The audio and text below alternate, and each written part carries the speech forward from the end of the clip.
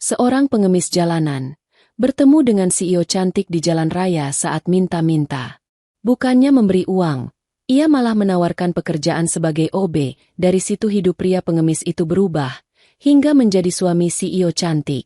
Tapi sebelum lanjut, saya doakan yang sudah subscribe channel Kisah Populer. Semoga sehat selalu, panjang umur, rezekinya lancar, dan yang punya hutang segera lunas.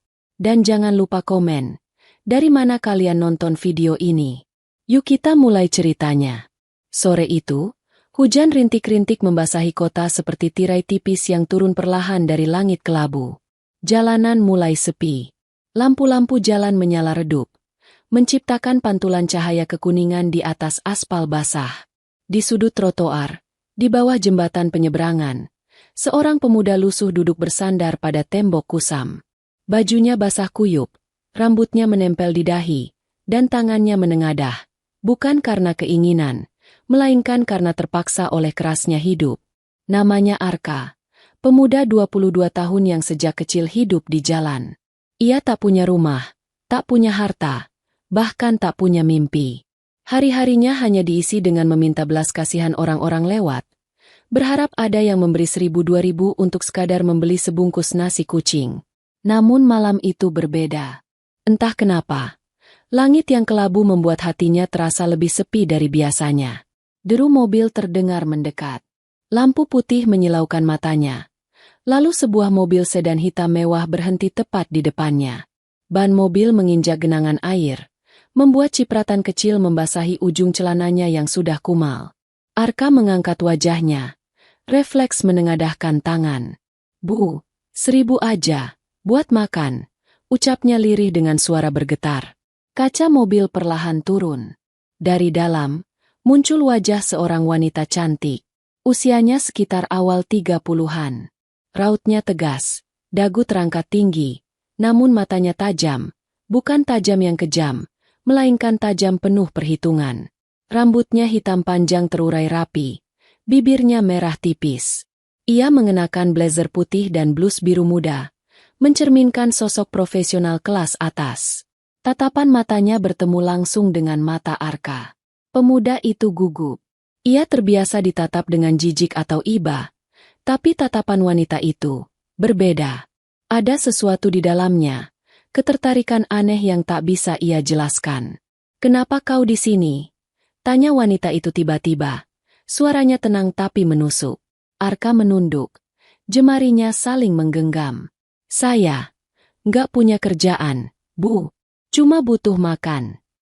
Wanita itu menghela napas pelan, lalu menatap jam tangannya sejenak.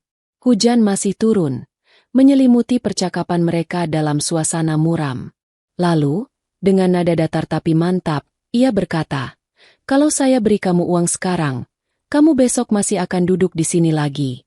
Tapi, kalau saya beri kamu kesempatan, kamu bisa berdiri." Arka mengerutkan dahi, tak langsung mengerti maksudnya. "Maksud ibu?" Wanita itu tersenyum tipis, senyum yang tidak biasa Arka lihat dari orang kaya. "Besok, jam 7 pagi, datang ke kantor saya. Skybridge Tower, lantai 20. Tanya resepsionis, cari Bu Larissa." Ia menyebutkan namanya dengan suara yang tegas, seperti bukan ajakan, melainkan perintah. "Pekerjaan menunggumu." Arka terdiam. Hatinya campur aduk, ragu, takut, tapi juga ada sedikit cahaya harapan yang jarang ia rasakan. Selama ini, semua orang hanya melewatinya seperti angin. Tak pernah ada yang berhenti, apalagi menawarkan jalan keluar. "Tapi, saya ini cuma pengemis, Bu," katanya lirih, nyaris tak terdengar. "Kalau kamu tetap berpikir begitu," jawab wanita itu sambil menaikkan kacamatanya sedikit, "maka kamu akan selamanya jadi pengemis. Kalau kamu mau mengubah nasib, datang besok." Kaca mobil naik perlahan, menutup wajah cantik itu. Mesin menyala, mobil hitam itu melaju pergi meninggalkan Arka yang masih terduduk di trotoar, menatap lampu belakang mobil yang perlahan menjauh. Hujan semakin deras. Namun untuk pertama kalinya dalam hidupnya, Arka tidak merasa kedinginan. Dadanya terasa hangat, seperti api kecil yang menyala dalam kegelapan. Malam itu, ia berbaring di bawah jembatan dengan pikiran yang tak henti bergolak. Kata-kata wanita itu terus terngiang di kepalanya. Kalau saya beri kamu uang sekarang, kamu besok masih akan duduk di sini lagi. Tapi kalau saya beri kamu kesempatan, kamu bisa berdiri. Ia menatap langit gelap dari celah jembatan. Apa benar aku bisa berubah? Gumamnya pelan. Tak ada jawaban, hanya suara hujan yang menari di atas atap seng. Tapi di balik rasa takutnya, ada secercah tekad yang mulai tumbuh, tekad yang belum pernah ia rasakan sebelumnya. Besok, mungkin akan jadi awal dari hidup barunya. Pagi itu, langit kota biru pucat, matahari baru merangkak naik, menembus tirai awan tipis. Arka berdiri di depan gerbang gedung pencakar langit Skybridge Tower, menatap bangunan setinggi langit itu dengan jantung berdetak cepat. Tangannya berkeringat dingin meski udara pagi cukup sejuk. Ia mengenakan kemeja putih lusuh tapi bersih, baju pinjaman dari tetangga yang kasihan padanya. Celananya sedikit kepanjangan, sepatunya usang tapi disemir seadanya. Rambutnya disisir rapi ke belakang, meski ada helai-helai nakal yang tetap berdiri. Dalam saku celana, hanya ada satu lembar kertas kecil bertuliskan alamat gedung dan nama, Bu Larissa. Wanita yang kemarin berhenti di tengah hujan dan menawarkan sesuatu yang tak pernah ia bayangkan, kesempatan. Arka melangkah perlahan, melewati pintu kaca otomatis. Begitu ia masuk, hawa ruangan berubah drastis. Pendingin udara membuat kulitnya merinding. Lantai marmer berkilau memantulkan cahaya lampu gantung. Di depan, sebuah meja resepsionis megah berdiri dengan dua wanita berpenampilan rapi di baliknya. Mereka menatapnya sekilas, lalu saling berpandangan, seolah bertanya dalam hati, "Orang seperti ini, ngapain di sini?" Dengan suara terbata, Arka mendekati meja itu. Permisi, saya disuruh datang ke sini. Cari Bu Larissa," ucapnya sambil mengeluarkan kertas kusut dari sakunya. Salah satu resepsionis menatapnya dari ujung rambut sampai kaki. "Kamu?" katanya setengah tak percaya. Tapi ia tetap menghubungi seseorang lewat interkom. "Bu Larissa, ada tamu," katanya ragu. Tak lama kemudian, lift terbuka. Wanita berblazer putih itu muncul, Larissa Wijaya, CEO Skybridge Corporation. Ia berjalan anggun, langkahnya mantap, membuat semua karyawan yang lewat otomatis menundukkan kepala memberi salam hormat. Namun saat matanya menangkap sosok Arka, ia tersenyum tipis. "Kau datang," katanya singkat tapi hangat. Arka langsung menunduk. Gugup. "Iya, Bu. Terima kasih sudah mau. Kasih saya kesempatan." Larissa mengangguk kecil, lalu menoleh ke manajer operasional di sampingnya. "Ini orang yang saya minta. Daftarkan sebagai OB. Mulai hari ini." Tatapan karyawan lain seketika berubah. Ada yang terkejut, ada yang mengernyit, sebagian bahkan berbisik sinis. "OB bekas pengemis?" gumam salah satu pria bersetelan rapi. "Ngapain Bu Larissa rekrut orang kayak gitu?" Namun Larissa tidak peduli. "Bekerjalah dengan baik," ucapnya pada Arka sebelum melangkah pergi menuju lift eksekutif. Jam kerja pun dimulai. Arka diberikan seragam abu-abu sederhana dengan rompi oranye muda. Tangannya menggenggam pel, ember air, dan peralatan kebersihan. Ia diberi tugas membersihkan lantai lobi, tempat yang setiap harinya dilewati orang-orang berdasi dan bersepatu mengilap. Langkah pertamanya sempat goyah, bukan karena lantai licin, melainkan karena tatapan orang-orang. Beberapa staf kantor berjalan melewatinya dengan hidung sedikit terangkat. Ada yang tertawa kecil sambil berbisik. Seorang staf perempuan bahkan berkata cukup keras untuk didengar. "Ya ampun, ini OB baru? Kelihatannya kayak orang jalanan." Arka menunduk, menahan perasaan getir yang mulai muncul di dadanya. Tapi kemudian ia mengingat kata-kata Larissa semalam.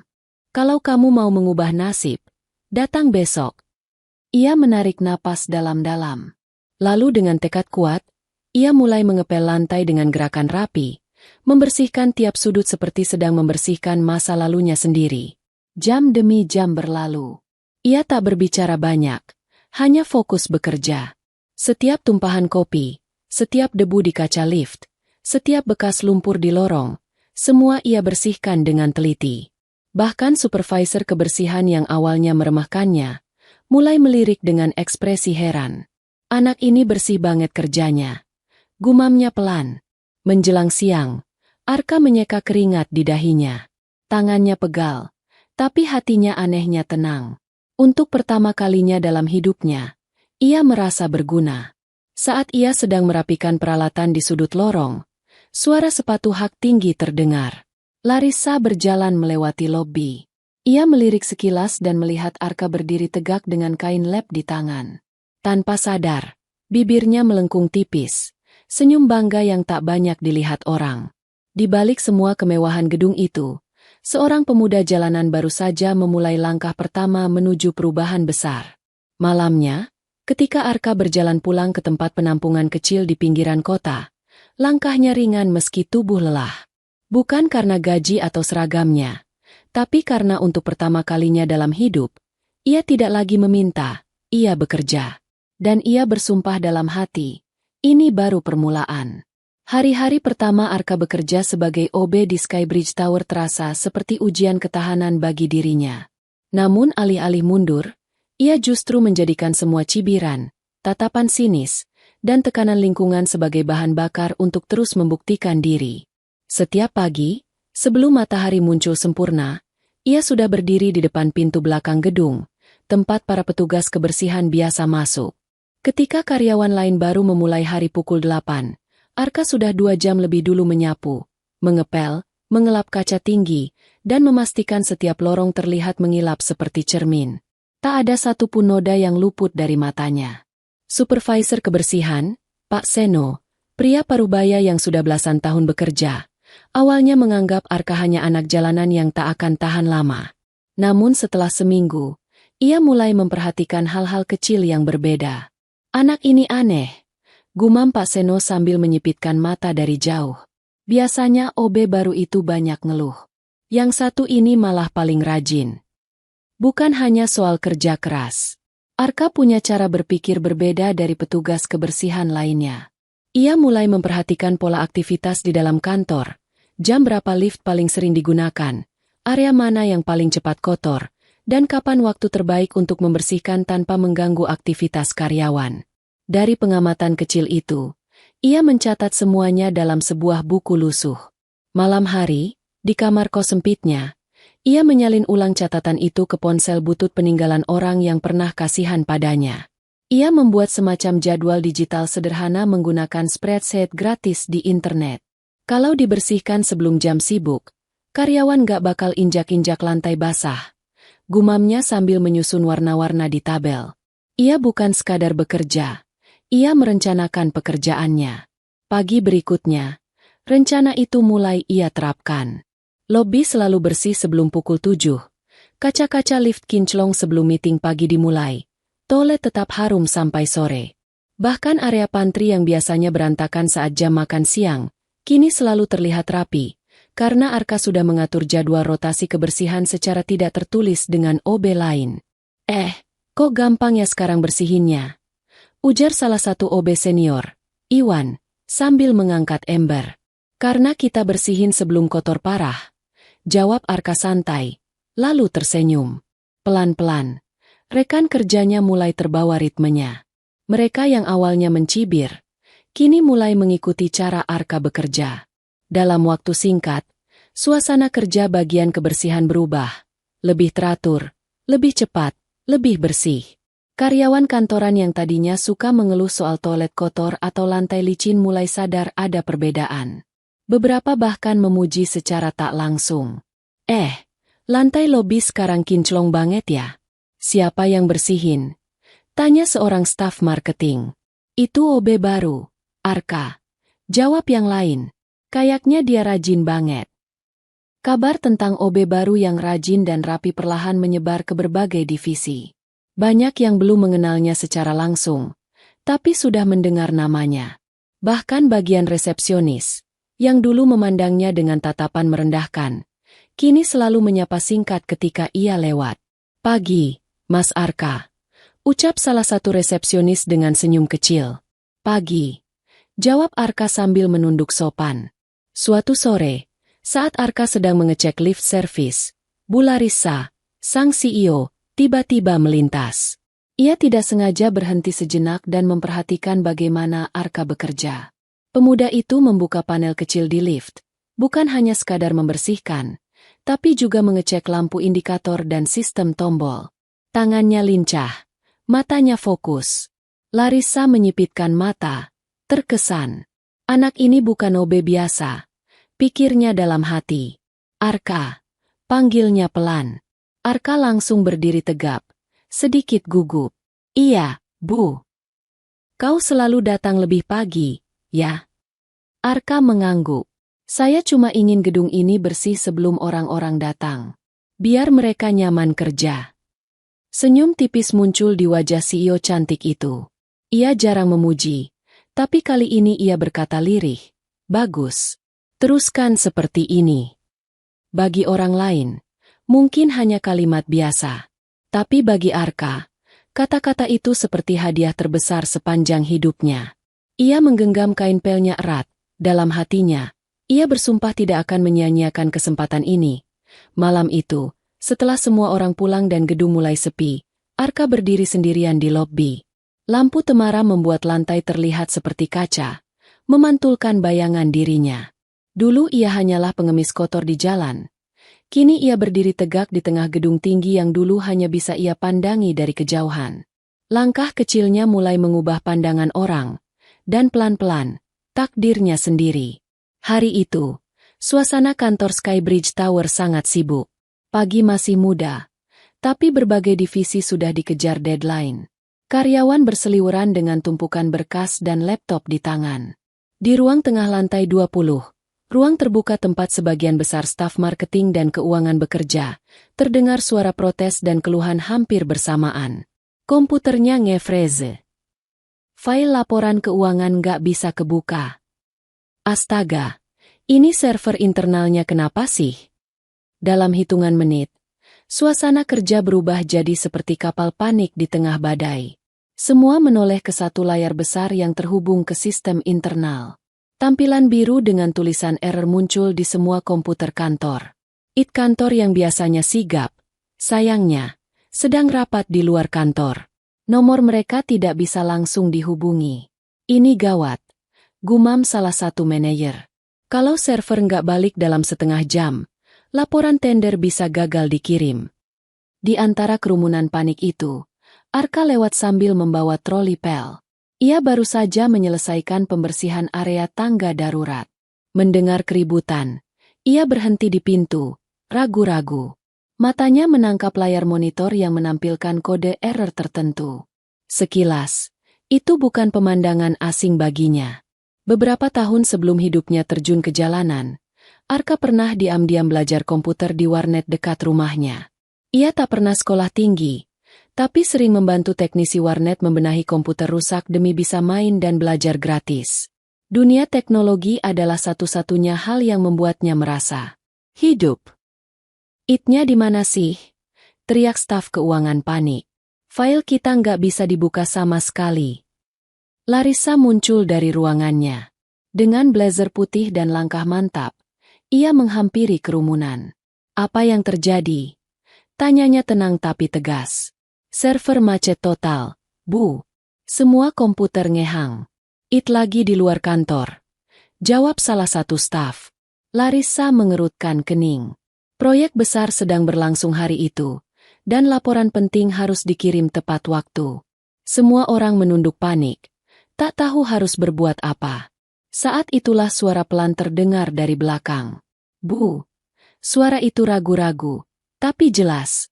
Kalau boleh, saya coba bantu. Semua kepala menoleh bersamaan. Mereka melihat Arka, si OB, berdiri di pintu, dengan troli kebersihan di belakangnya. Beberapa orang langsung berbisik sinis. OB mau benerin komputer. Lucu banget. Jangan buang waktu deh. Larissa tidak ikut menertawakan. Ia justru menatap Arka tajam, bukan menilai, tapi seperti menimbang sesuatu. Wajah pemuda itu serius. Matanya tidak main-main. Arka, ucap Larissa, Kamu yakin bisa? Arka menarik napas dalam-dalam, menatap layar biru itu sekali lagi. Nggak janji bisa, Bu. Tapi saya ngerti sedikit soal komputer. Larissa terdiam sejenak. Situasi sedang genting. It belum juga kembali. Ia lalu mengangguk. Baik, coba. Arka melangkah maju. Semua mata mengikutinya. Sebagian dengan tatapan meremehkan, sebagian lagi penasaran. Ia menunduk ke depan layar. Tangannya dengan cekatan menekan beberapa tombol pintasan. Ia membuka mode Save Boot, masuk ke BIOS, dan mulai melacak sumber error. Jemarinya cepat, seolah ia sudah lama terbiasa dengan tampilan itu. Dia ngapain? Bisik seorang staf marketing. Entahlah, kelihatannya kayak ngerti beneran. Balas yang lain pelan. Arka mengutak-atik sistem recovery dan mirestart jaringan lokal kantor. Dalam beberapa menit, tampilan biru menghilang. Komputer menyala normal satu persatu. Printer yang tadi macet ikut menyala kembali. Seorang staf keuangan bersorak kecil. Filenya balik. Data kita aman. Hening sesaat. Semua orang terdiam, menatap Arka, si OB, yang baru saja melakukan sesuatu yang bahkan beberapa staf kantor tidak paham. Larissa, yang sejak tadi memperhatikan dari belakang, perlahan tersenyum kecil. 10 menit. Ucapnya pelan tapi jelas. 10 menit. Dan kamu menyelamatkan satu proyek tender jutaan dolar. Kamu, belajar komputer dari mana? Tanya salah satu staf, masih setengah tak percaya. Arka menunduk malu. Dulu waktu kecil saya sering nongkrong di warnet. Bantu-bantu teknisi. Jadi ya, belajar dikit-dikit. Dikit-dikit. Seorang staf mengangkat alis.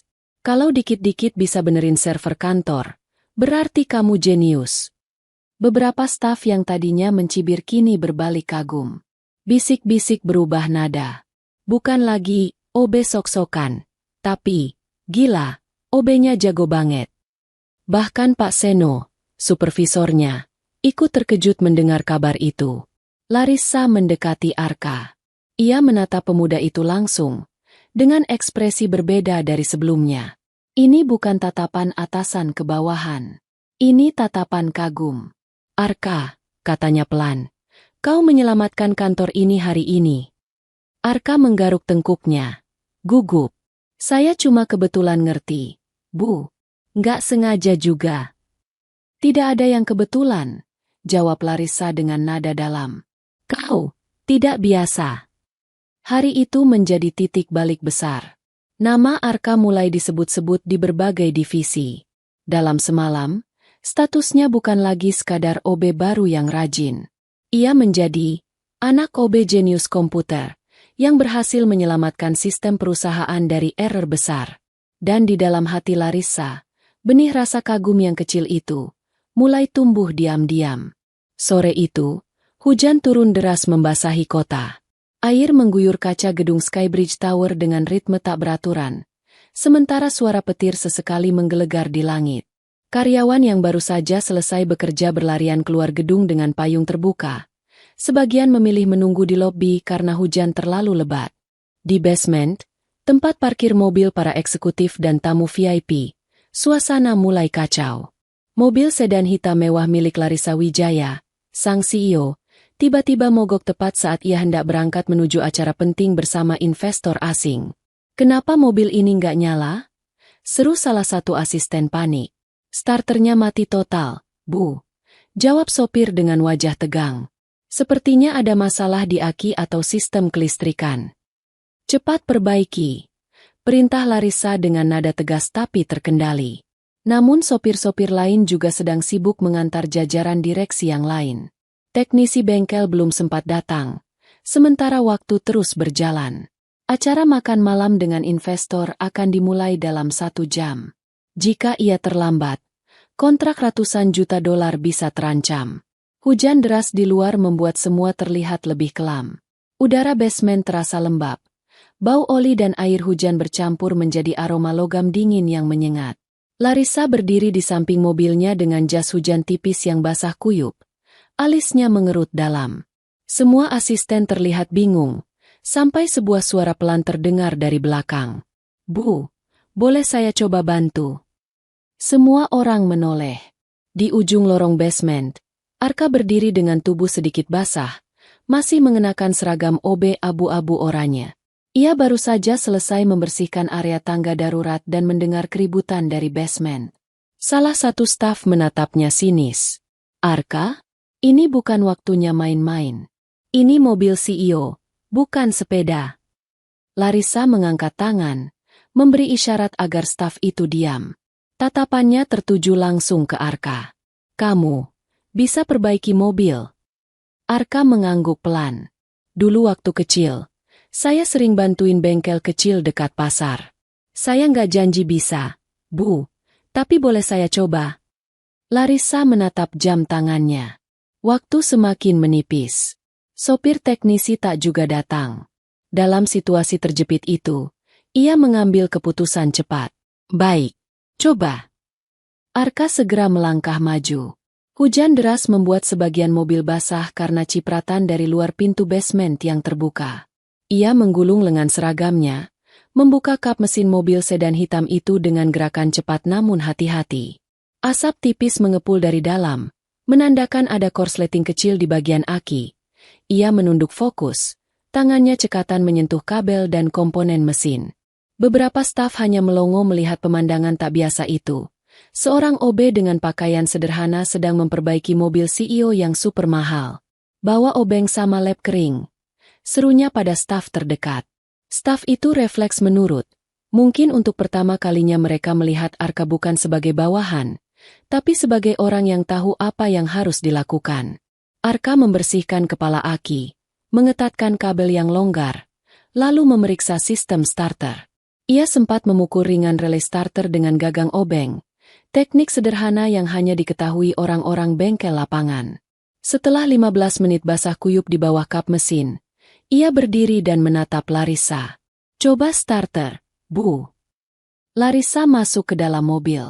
Dengan sedikit ragu, ia memutar kunci. Dalam sekejap, from, mesin mobil menyala sempurna. Suara knalpot menggema di ruangan basement yang basah dan sunyi. Semua orang tertegun. Larissa membeku sesaat, lalu menoleh ke arah Arka yang masih berdiri dengan tangan kotor oli dan rambut basah. "Gila," gumam salah satu staf pelan. "Dia beneran bisa." Larissa keluar dari mobil dengan langkah pelan. Tatapan matanya kali ini bukan tatapan seorang atasan pada bawahan. Bukan juga tatapan kasihan pada pengemis jalanan seperti dulu. Ini tatapan kagum. Dalam pandangannya, Arka tidak lagi sekadar OB yang rajin. Ia adalah pria yang punya keterampilan nyata, yang bisa diandalkan di saat genting. "Kamu," ucap Larissa pelan, hampir seperti berbisik. "Bukan orang biasa, ya?" Arka menggaruk tengkuknya, sedikit malu. "Saya cuma kebetulan tahu dikit soal mesin, Bu." Larissa menggeleng pelan, masih menatapnya dalam. "Bukan kebetulan. Kamu tahu apa yang kamu lakukan." "Terima kasih, Arka." Rasa hangat menyusup di dada Arka. Bukan karena pujian itu diucapkan dengan megah, tapi karena Larissa mengatakannya dengan tulus. Ini pertama kalinya dalam hidupnya seseorang dari kalangan atas menatapnya bukan dari atas ke bawah, tapi sejajar. Setelah memastikan mobil siap jalan, Larissa melangkah ke pintu sopir. Namun sebelum masuk, ia berhenti sejenak. "Kalau bukan kamu, saya mungkin kehilangan kontrak besar malam ini," katanya sambil menarik napas. "Kau menyelamatkan saya." Arka menunduk dalam. "Saya hanya ingin membantu, Bu." Mobil Larissa meluncur keluar basement dengan suara mesin yang kini terdengar stabil. Sementara itu, Arka berdiri sendirian di basement yang mulai sepi. Bajunya basah kuyup, tangannya kotor oli, tapi dadanya dipenuhi kebanggaan yang tak pernah ia rasakan sebelumnya. Malam itu, hujan deras bukan hanya menguji ketangguhannya, tapi juga mengubah cara CEO cantik itu memandangnya. Dan di hati Larissa, untuk pertama kalinya, rasa kagum itu berubah menjadi sesuatu yang lebih hangat.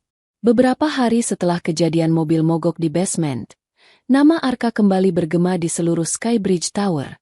Bukan lagi sekadar OB yang rajin, tapi kini dengan nada berbeda, penuh rasa kagum dan penasaran. Karyawan yang dulu mencibirnya kini diam-diam membicarakan bagaimana pemuda berseragam abu-abu itu bisa memperbaiki mobil CEO hanya dalam beberapa menit. Sementara itu, Larissa diam-diam memperhatikan Arka. Bukan hanya karena rasa kagumnya pada keterampilan teknis Arka, tapi juga karena cara pemuda itu bekerja, tenang, fokus, dan selalu menaruh hati dalam setiap tindakan kecilnya. Dalam setiap rapat direksi, ia mulai berpikir, anak ini tidak seharusnya hanya memegang pel dan ember. Suatu siang, Larissa memanggil kepala HRD ke ruangannya. "Saya ingin Arka ikut pelatihan internal," ujarnya tegas. Kepala HRD sedikit terkejut. "Maksud ibu, Arka? OB itu?" "Ya," jawab Larissa mantap. "Saya ingin dia belajar administrasi, dasar manajemen, dan protokol rapat. Anggap ini investasi." Kabar itu menyebar cepat. Banyak karyawan terkejut, bahkan sebagian tak percaya. "Masa OB dikasih pelatihan khusus?" gumam salah satu staf. "Kayak istimewa banget." "Ya jelas, dia kan pahlawan mobil mogok, Bu Larissa," sahut yang lain sambil tertawa kecil. Tapi Arka tidak terpengaruh oleh omongan orang. Saat Larissa sendiri menyampaikan kabar itu padanya, ia nyaris tidak percaya. "Pelatihan, saya, Bu?" tanyanya terbata-bata. Larissa mengangguk pelan. "Kamu punya potensi besar, Arka. Saya tidak butuh gelar tinggi. Saya butuh orang yang punya hati dan kemauan belajar. Dan kamu punya dua-duanya." Kata-kata itu bagai angin hangat yang menyapu seluruh tubuhnya. Tidak pernah seumur hidup ada orang yang percaya padanya seperti ini. Arka menunduk. Matanya berkaca. "Terima kasih, Bu. Saya janji nggak akan sia-siakan kesempatan ini." Pelatihan internal dimulai seminggu kemudian. Setiap pagi sebelum bekerja, Arka duduk di ruang pelatihan bersama beberapa staf administrasi baru. Ia belajar tentang protokol kantor, etika komunikasi, pencatatan data penting, cara mengelola jadwal atasan, hingga membuat laporan mingguan. Awalnya ia canggung, apalagi saat beberapa peserta lain memandangnya dengan tatapan meremehkan. Tapi sedikit demi sedikit, Arka membuktikan bahwa ia bukan sekadar mantan pengemis atau OB beruntung. Ia menyerap materi dengan cepat, mencatat dengan rapi, dan bahkan mengajukan pertanyaan-pertanyaan cerdas yang membuat trainer kagum. "Anak ini punya pola pikir praktis," kata salah satu pengajar HR kepada rekannya. "Dia tidak hanya belajar, dia memahami." Sore hari, setelah semua pelatihan selesai, Arka masih menyempatkan diri mengepel atau membantu tim kebersihan. "Aku nggak boleh lupa dari mana aku mulai," gumamnya setiap kali menggulung lengan seragam abu-abunya. Meskipun posisinya mulai naik, kerendahan hati tidak pernah ia tinggalkan. Sebulan kemudian, Larissa memanggil seluruh staf di ruang meeting besar. Di depan para manajer dan supervisor, ia berdiri dengan percaya diri. "Mulai hari ini," ucapnya lantang, "Arka resmi saya tunjuk sebagai asisten pribadi CEO." Ruangan hening sesaat. Beberapa orang terbelalak, sebagian tak percaya, dan sebagian kecil justru menepuk tangan pelan. Arka yang berdiri di belakang pintu nyaris tak bisa bernapas. Ia mengenakan kemeja putih bersih, celana panjang hitam, dan sepatu pantofel. Bukan lagi seragam OB. Larissa melangkah ke arahnya, lalu berkata dengan suara yang terdengar oleh semua orang. "Dulu Arka berdiri di luar gedung ini sebagai pengemis. Hari ini, dia berdiri di samping saya sebagai orang yang saya percaya." Tepuk tangan perlahan terdengar. Tidak semua orang ikhlas, tapi semua orang tahu Arka pantas mendapatkannya. Ia membungkuk hormat, menahan haru. Hatinya bergetar hebat, bukan karena jabatan, tapi karena kesempatan kedua dalam hidup benar-benar nyata di hadapannya. Hari-hari berikutnya terasa seperti dunia baru bagi Arka. Ia kini mendampingi Larissa ke berbagai rapat penting, dari pertemuan dengan investor asing, presentasi direksi, hingga agenda strategis perusahaan. Ia duduk di kursi asisten pribadi, mencatat dengan teliti, mengatur jadwal, dan memastikan semua berjalan lancar. Meski sudah berpakaian rapi dan dihormati lebih banyak orang, Arka tidak pernah berubah. Ia masih menyapa rekan-rekan OB setiap pagi, masih menyempatkan diri membantu membersihkan sudut gedung jika sempat, dan masih berjalan kaki pulang saat semua orang naik mobil mewah. "Kenapa kamu nggak lupa sama kami, Kak?" tanya Iwan, OB senior, suatu sore. Arka tersenyum kecil. "Karena aku pernah ada di posisi kalian. Aku nggak mau jadi orang yang lupa caranya berdiri dari bawah." Larissa memperhatikan perubahan Arka dari kejauhan. Setiap kali pria itu berjalan di sampingnya di ruang rapat, ada sesuatu dalam dirinya yang tak bisa ia jelaskan, rasa kagum yang semakin dalam. Bukan hanya karena kemampuan Arka, tapi karena jiwanya yang tetap membumi. Sore itu, setelah gaji pertamanya sebagai asisten pribadi CEO resmi masuk rekening, Arka duduk lama di kamar kos kecilnya yang sederhana. Di tangannya, selembar slip gaji tampak sedikit kusut karena digenggam terlalu kuat. Jumlahnya mungkin tidak sebesar gaji orang kantoran mapan, tapi bagi Arka, nominal itu adalah bukti nyata bahwa hidupnya benar-benar berubah. Ia teringat masa-masa gelap, saat tidur di kolong jembatan, mengais recehan, dan makan dari sisa orang lain. Kini, untuk pertama kalinya dalam hidup, ia menghasilkan uang dari keringat dan kerja kerasnya sendiri. Tak perlu berpikir panjang. Malam itu juga ia pergi ke warung transfer uang di seberang jalan. "Berapa, Mas?" tanya petugas kasir. Arka menyebutkan jumlah dengan suara pelan tapi mantap. Sebagian besar gajinya ia kirim ke kampung, ke alamat rumah kecil orang tuanya di desa terpencil. Ia hanya menyisakan sedikit untuk biaya makan dan kos.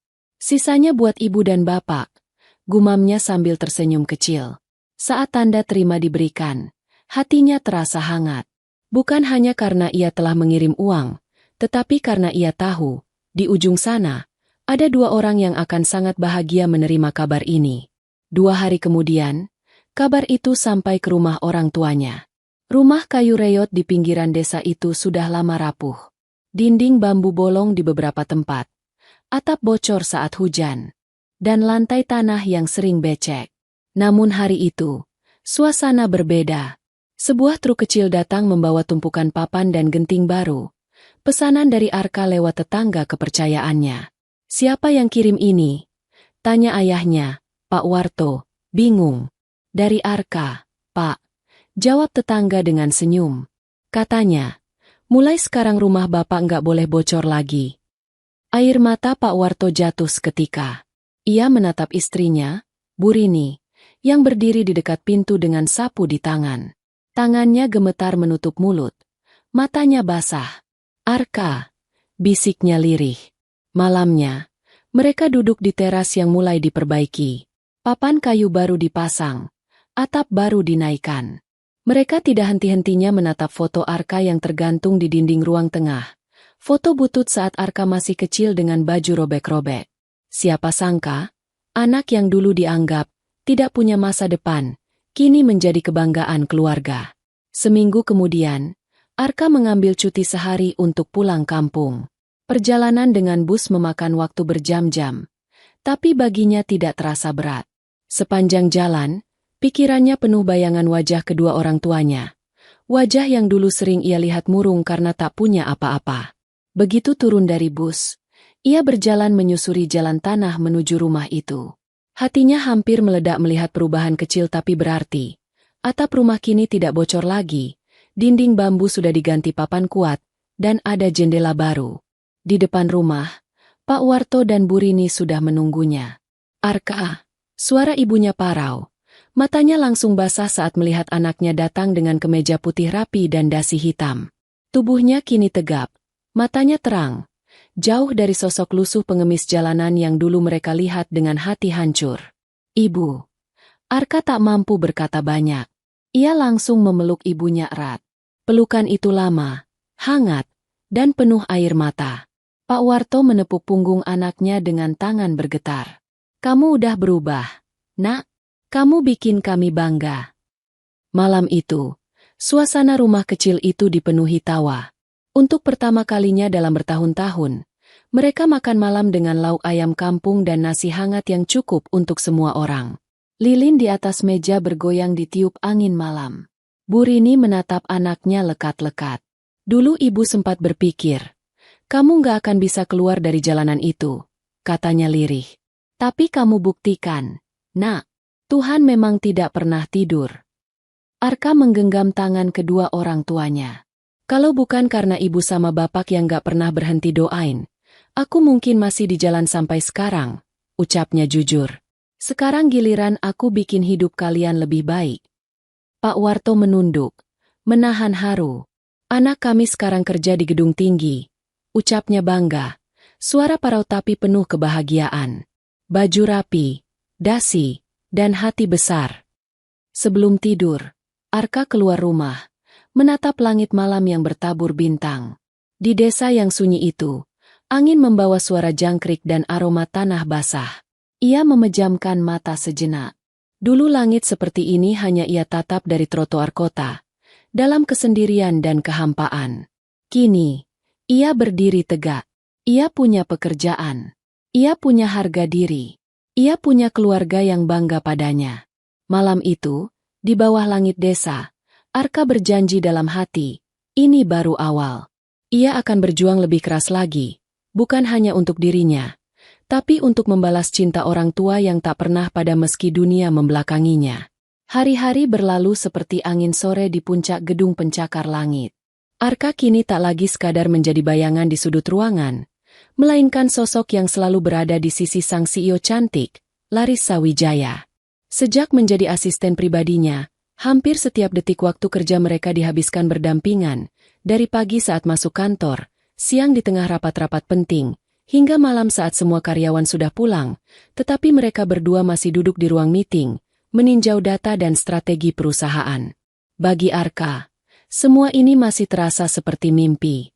Dulu ia hanya berani menatap gedung ini dari trotoar, kini ia berada di ruang teratas, tempat para petinggi membuat keputusan besar. Ia duduk tak jauh dari Larissa, mencatat setiap instruksi, mengatur jadwal pertemuan, dan menjadi sosok yang selalu siap membantu tanpa banyak bicara. Namun seiring waktu, hubungan profesional itu perlahan berubah nuansa. Larissa adalah sosok wanita yang dikenal tegas, dingin, dan nyaris sempurna. Ia terbiasa memandang segala sesuatu dengan logika bisnis, cepat, tepat, dan tajam. Tak ada waktu untuk urusan perasaan. Tapi akhir-akhir ini, tanpa ia sadari, matanya sering mencari Arka saat sedang bekerja. Saat rapat direksi berlangsung dan ruangan dipenuhi orang-orang berdasi mahal, Larissa sering menoleh sekilas ke arah Arka yang berdiri di belakangnya dengan catatan di tangan. Tatapan itu bukan lagi sekadar memeriksa kesiapan asistennya.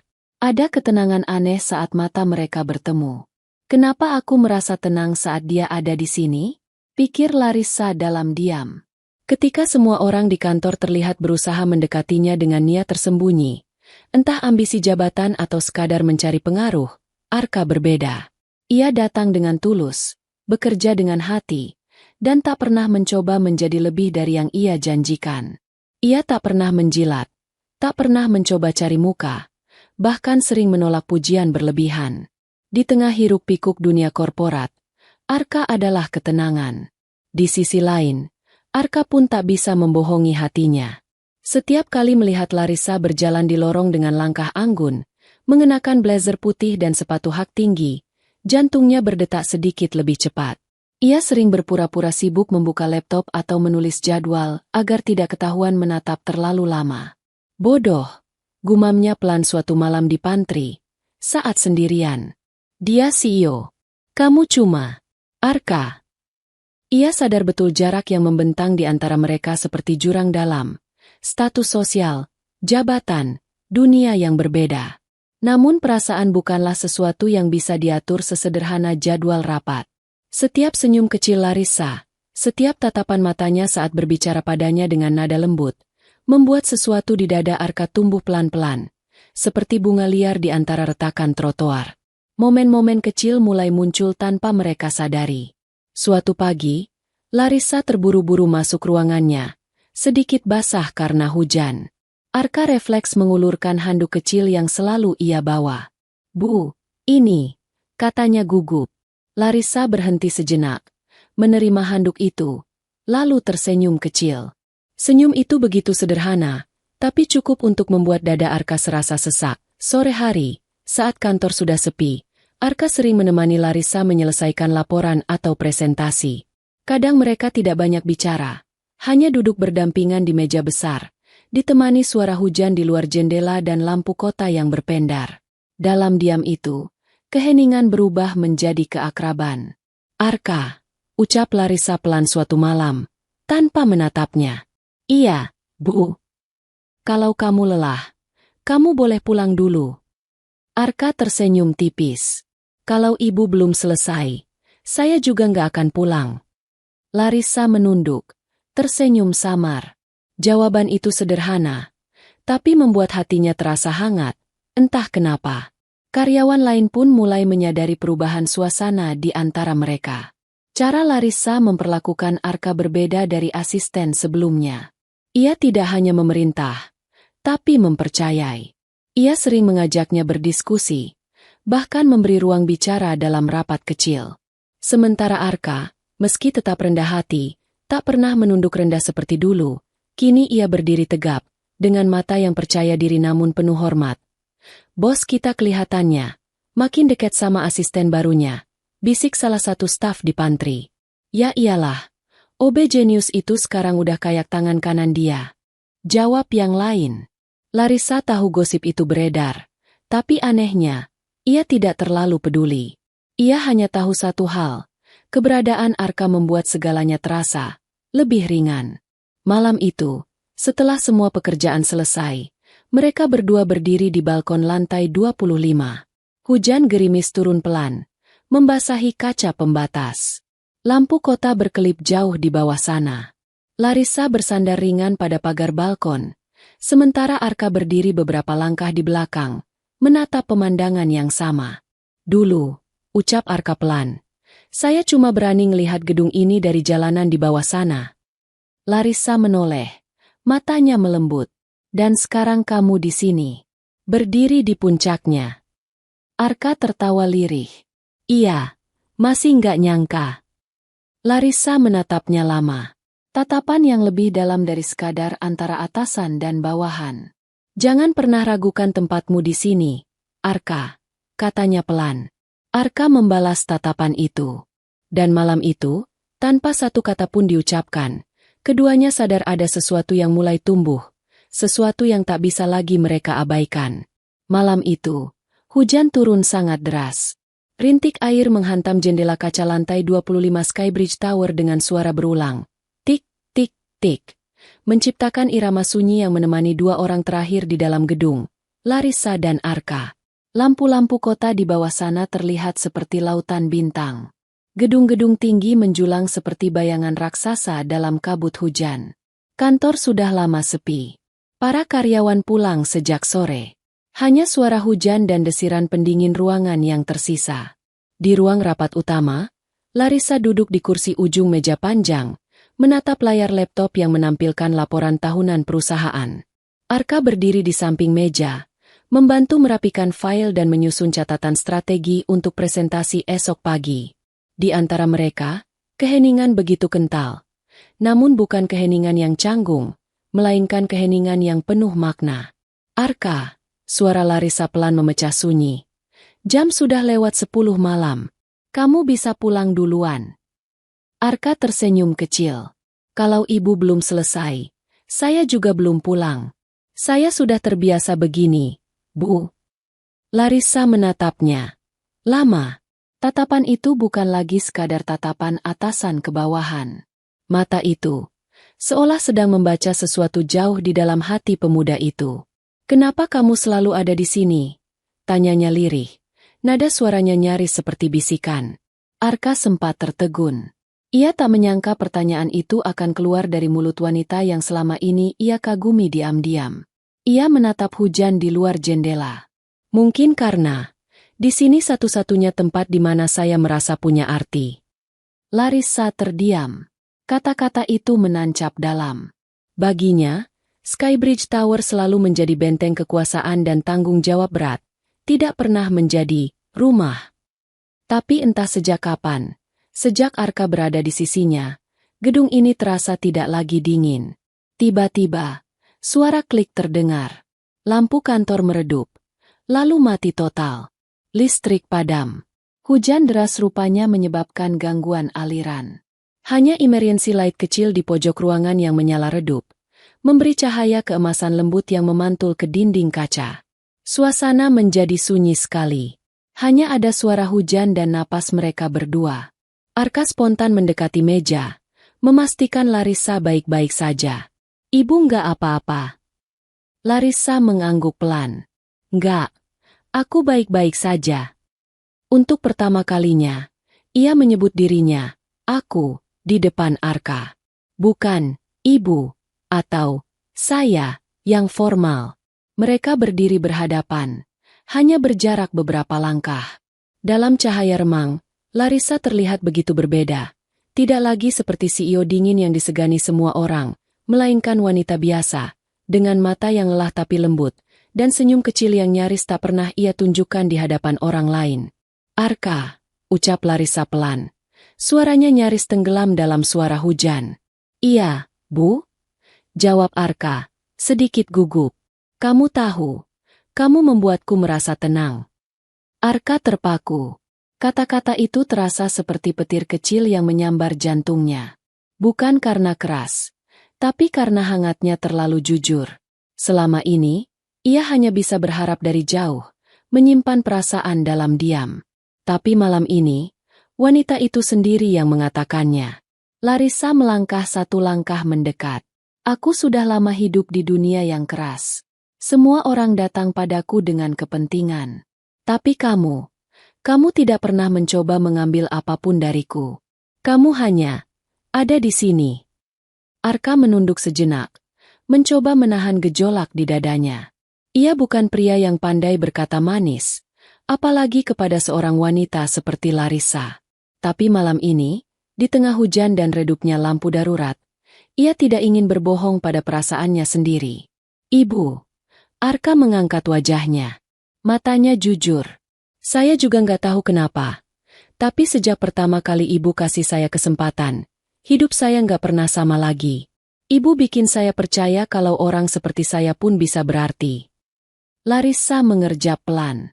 Ada kilau air di sudut matanya. Bukan sedih, melainkan keharuan yang dalam. Dan ibu, lanjut Arka dengan suara pelan tapi mantap, membuat hidup saya berarti. Hening menyelimuti ruangan. Hujan deras menjadi saksi, lampu redup menjadi penerang, dan dua hati yang selama ini hanya bicara lewat tatapan kini akhirnya saling mendengar dengan kata-kata. Larissa mendekat satu langkah lagi hingga jarak mereka begitu dekat. Hanya sehelai napas yang memisahkan. Arka, bisiknya. Arka tidak menjawab. Ia hanya menatap mata wanita itu dalam-dalam. Mata yang dulu hanya dilihatnya dari kejauhan, kini begitu dekat, begitu nyata. Tak ada pelukan, tak ada ciuman. Tapi saat itu juga, keduanya tahu, sesuatu telah berubah. Batasan tak kasat mata yang selama ini menjaga jarak mereka perlahan retak. Beberapa menit kemudian, listrik menyala kembali. Lampu ruangan terang seperti semula. Larissa sedikit mundur, mencoba menyembunyikan perasaannya dengan sikap profesionalnya lagi. Namun ada senyum samar di wajahnya.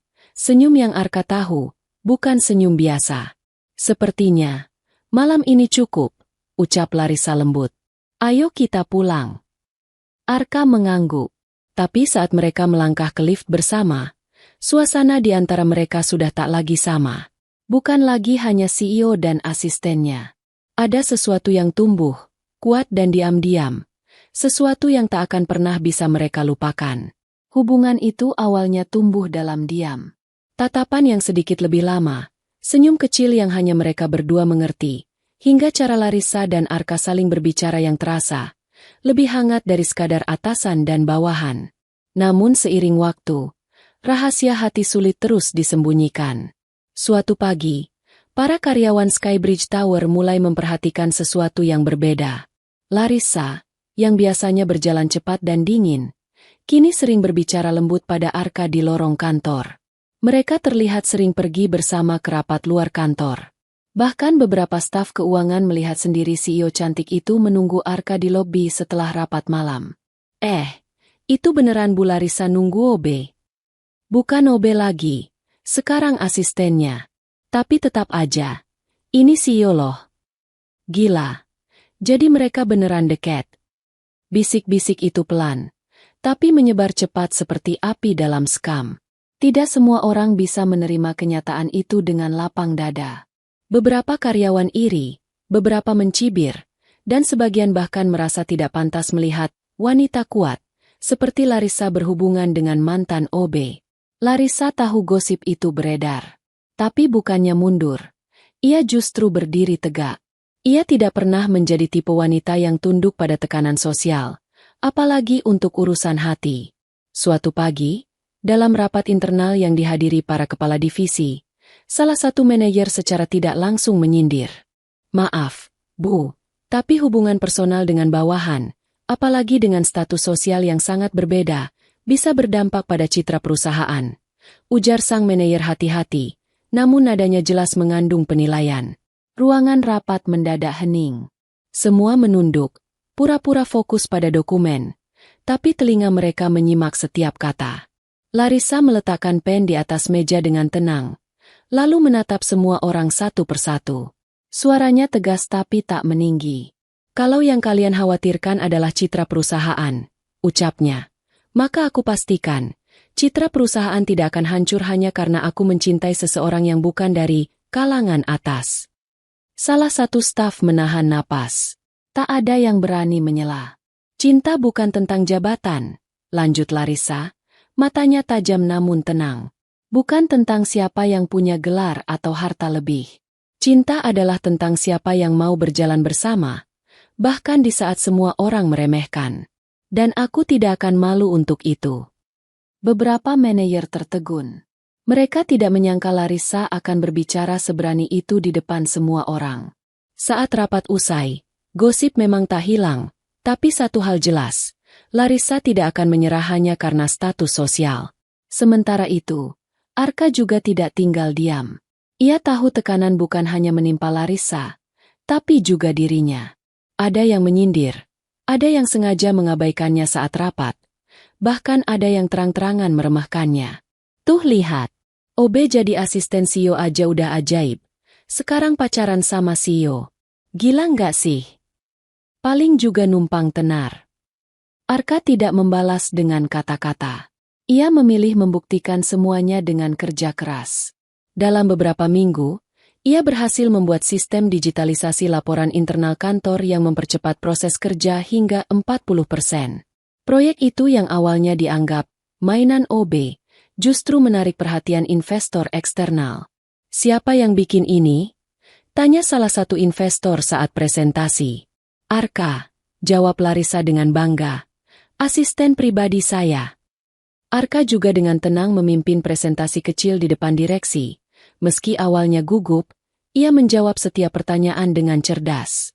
Perlahan, suara cibiran berubah jadi gumaman kagum. Orang-orang mulai melihatnya bukan lagi sebagai mantan pengemis atau OB, tapi sebagai sosok yang mampu berdiri sejajar. Suatu sore setelah presentasi besar itu, Larissa dan Arka berdiri di balkon kantor. Angin sore meniup rambut Larissa pelan. Dari atas sana, kota terlihat ramai. Mobil berlalu lalang, lampu jalan menyala satu persatu. Aku tahu, semua ini nggak mudah buat kamu, ucap Larissa lirih, menatap ke bawah. Arka menatapnya tenang. Saya juga tahu, Bu, tapi saya nggak pernah minta hubungan ini jadi mudah. Saya cuma ingin bisa terus jalan di samping Ibu, walau semua orang menatap sinis.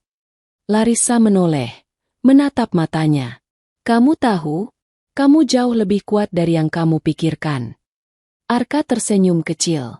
Saya bukan kuat, Bu. Saya cuma belajar. Kalau cinta yang tulus harus diperjuangkan, bukan disembunyikan.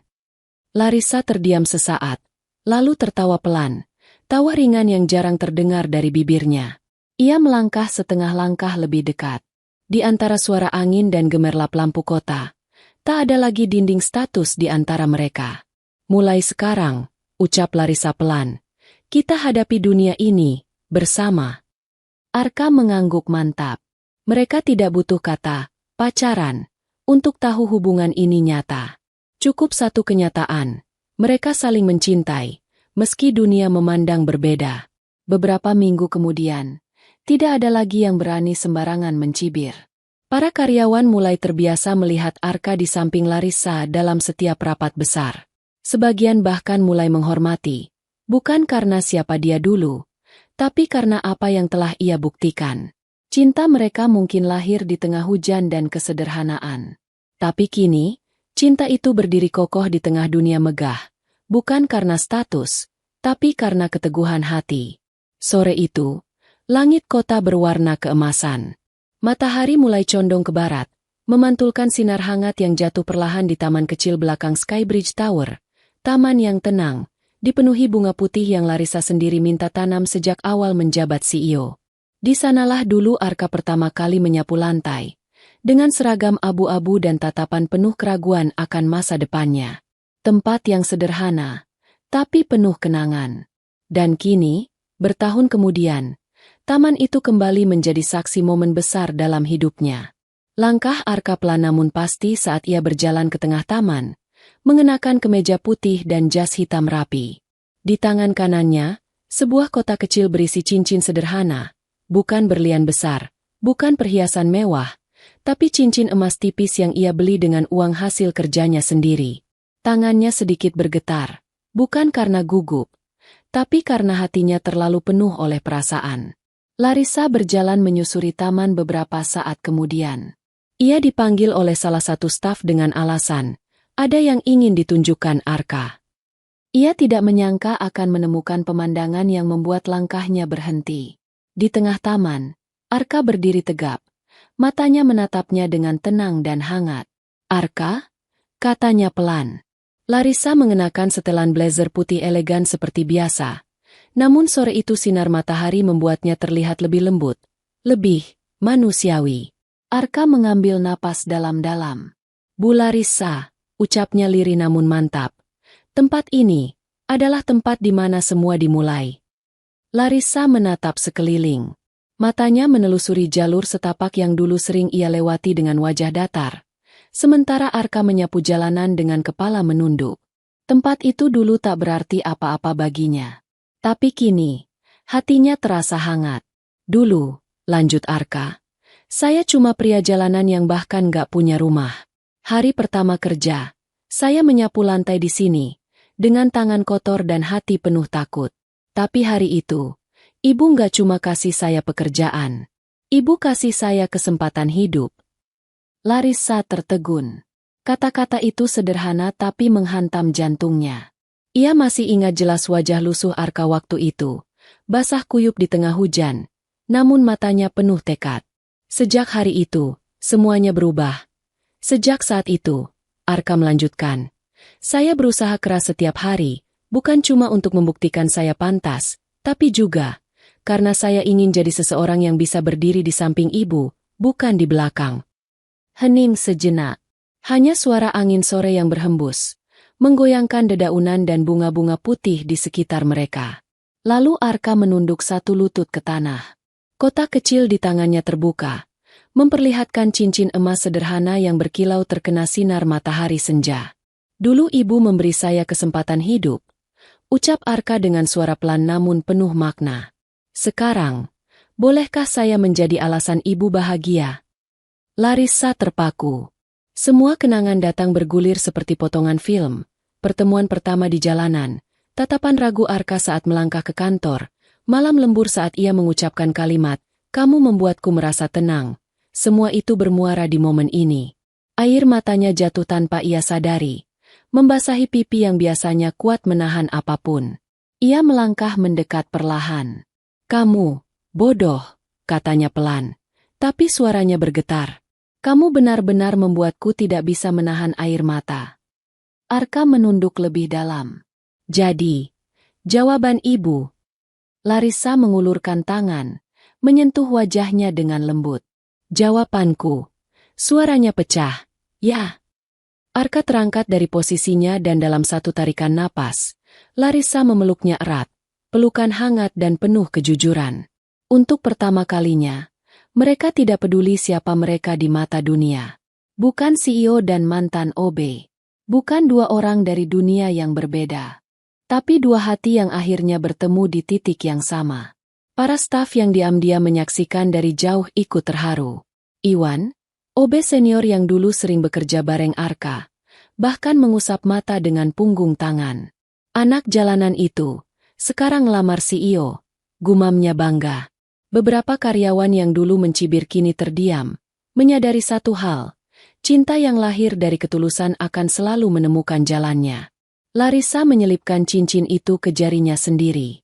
Cincin sederhana, tapi lebih berharga dari semua berlian yang pernah ia terima. Karena ini bukan hadiah dari pria kaya, melainkan dari orang yang pernah ia beri kesempatan. Dan kini, orang yang akan ia bagi hidupnya. Senja meredup perlahan. Angin sore berhembus lembut. Mereka berdua berdiri di tengah taman yang menjadi saksi perjalanan panjang mereka. Dari penghinaan, perjuangan, hingga cinta yang tumbuh dalam keheningan. Larissa menatap Arka dalam-dalam, lalu berkata pelan. Aku tidak butuh istana, cukup kamu yang membuatku merasa pulang. Arka menggenggam tangannya erat. Dan aku akan jaga rumah itu, seumur hidupku. Di tengah taman, di bawah langit senja yang perlahan memudar, cinta mereka bukan lagi rahasia. Cinta itu telah menemukan bentuknya, sederhana, tulus, dan abadi.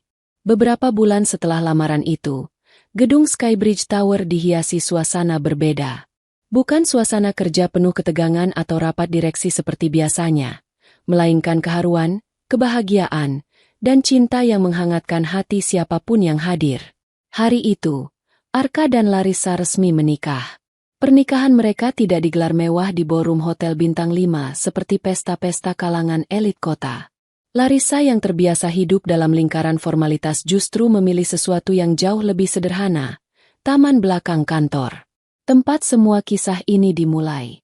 Tempat Arka dulu menyapu lantai dengan kepala tertunduk. Kini, tempat yang sama menjadi saksi janji seumur hidup. Langit sore itu cerah. Langka di tengah musim hujan. Langit biru dipenuhi awan putih tipis, dan bunga putih yang menghiasi taman bergoyang perlahan tertiup angin. Di bagian depan, sebuah panggung kecil dengan hiasan tirai krem berdiri anggun. Di barisan kursi tamu, semua karyawan Skybridge hadir, dari direktur hingga petugas kebersihan. Tak ada skat, tak ada status. Di barisan paling depan, duduk sepasang orang tua lanjut usia dengan pakaian rapi namun sederhana. Pak Warto dan Bu Rini, ayah dan ibu Arka. Wajah mereka dipenuhi air mata kebahagiaan. Mereka masih ingat anak mereka dulu. Anak jalanan, lusuh, dan putus asa. Tapi hari ini, mereka duduk tegak sebagai orang tua dari mempelai pria. Bu Rini tak berhenti mengusap air mata sambil berbisik pelan. Anak kami menikah dengan wanita luar biasa. Pak Warto menepuk tangannya dengan bangga. Dulu dia minta-minta di pinggir jalan, sekarang dia menikah di taman ini, di hadapan semua orang. Larissa muncul dari pintu kaca kantor, mengenakan gaun putih sederhana yang jatuh anggun mengikuti langkahnya. Tidak berlebihan, tidak mencolok, rambutnya ditata rapi, wajahnya bersinar lembut. Tatapan matanya penuh cinta saat ia melihat Arka. Pria yang kini berdiri tegap di ujung altar kecil, mengenakan jas hitam yang pas di tubuhnya. Mereka saling berpandangan, dan dunia seolah berhenti berputar. Dalam tatapan itu, tersimpan seluruh perjalanan panjang mereka. Dari hujan di pinggir jalan, sapu di tangan, tatapan merendahkan, hingga janji suci yang akan mereka ucapkan hari ini. Langkah Larissa terasa ringan. Arka menahan napas. Dulu, ia bahkan tak pernah bermimpi bisa berdiri di samping wanita sekelas Larissa Wijaya. Tapi hari ini, wanita itu berjalan menuju dirinya. Bukan sebagai CEO, tapi sebagai calon istrinya. Upacara dimulai dengan hikmat. MC acara, salah satu rekan kantor mereka, membuka dengan suara bergetar haru. Para tamu menyimak dalam diam. Tak sedikit karyawan yang dulu sempat mencibir kini ikut menyeka air mata. Mereka menyaksikan langsung bagaimana cinta bisa menembus batas status dan pandangan sosial. Ketika tiba saatnya Arka memberikan pidato, ia melangkah ke depan dengan tangan sedikit gemetar. Larissa berdiri di sampingnya, menggenggam tangannya erat. Arka menatap semua orang, terutama ibunya yang duduk di barisan depan, lalu menarik napas dalam. Dulu, suaranya bergetar. Aku hanya pengemis di pinggir jalan. Aku duduk di trotoar, menengadahkan tangan, berharap ada yang memberi receh agar aku bisa makan hari itu. Hening. Tak satu pun suara terdengar dari para tamu. Tapi, ada seseorang yang tidak memberiku uang, lanjutnya dengan suara mantap, melainkan kesempatan. Kesempatan untuk berdiri. Kesempatan untuk berubah. Dan hari ini, orang itu adalah wanita yang akan menjadi istriku. Larissa menunduk pelan. Air matanya jatuh tanpa suara.